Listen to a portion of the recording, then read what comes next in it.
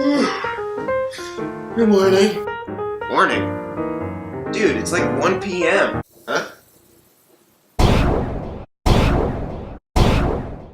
Oh, well, I guess my sleeping schedule's all out of whack because of my job. You don't have a job, though. Anyways, what you doing right there?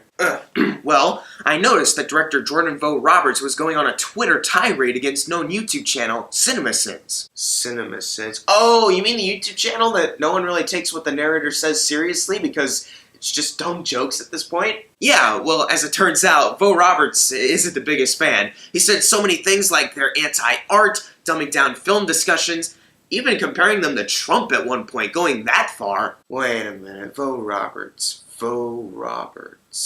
You mean the guy who directed Kong Skull Island? Yes, that's exactly who I'm talking about. You'd think, as a director, he'd have better things to do than talk about a YouTube channel. Yes, I mean, he's directed a movie. He's already more famous than any YouTube channel ever will be. I know, it's admittedly very strange, but nonetheless, I found some terrible movies to recommend to Vogt Roberts that he could go on tirades over, as opposed to CinemaSins. Alright, well, if they're terrible movies, what could they possibly be? They are Snatched, a comedy film that had potential to be something really great. The director is talented, the writer's written some good things, and Amy Schumer's movie Trainwreck was a big surprise for me.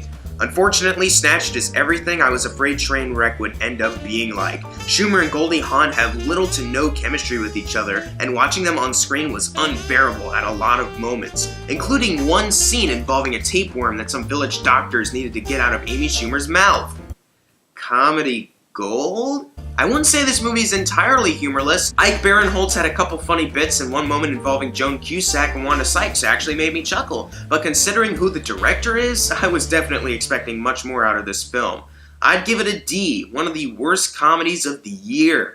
Unforgettable, another generic stalker film, except this one wasn't distributed by Screen Gems, it was Warner Brothers. Admittedly, Rosario Dawson gives us the best performance in the entire film, but even that's not saying much. If you didn't like Katherine Heigl before seeing this movie, well, her performance will not change your mind about her in the slightest. Heigl's so wooden in this film, she comes off more boring than threatening. There's honestly not much to say about this movie, because it just falls in line with a ton of other stalker film tropes and cliches. Everything down to scenes of misleading suspense, laughable lines of dialogue, the significant other character not believing anything their loved one is saying, and so much more. I'd give Unforgettable a D-. Seriously, I was so surprised to find out this wasn't a Screen Gems film, because it reminded me so much of movies like When the Bow Breaks and The Perfect Guy.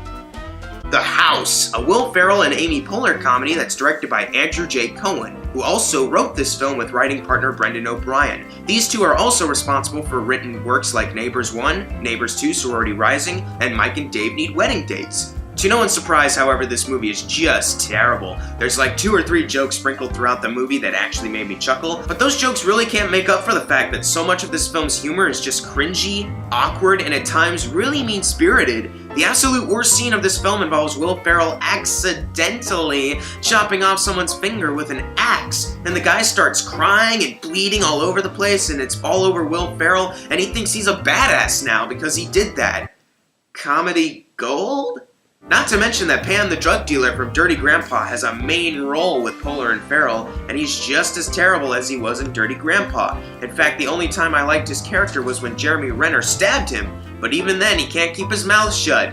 Oh yeah, and Jeremy Renner randomly shows up for the 3rd act of this movie. And while he's easily the best actor in this film, they completely wasted his talent. I'd give The House a D-.